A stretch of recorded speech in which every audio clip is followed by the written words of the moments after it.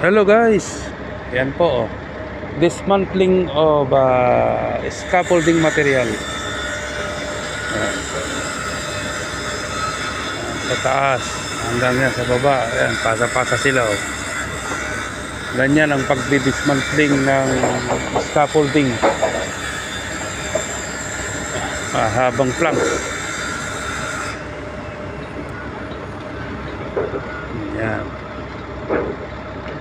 Bawat layer may tao, bawat platform may nag-aantay na nag-ano diyan. Pasa-pasa yung kanilang trabaho. Ayan Iyon ang haba.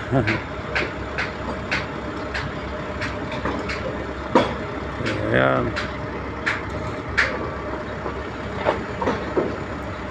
Mahaba. Okay guys.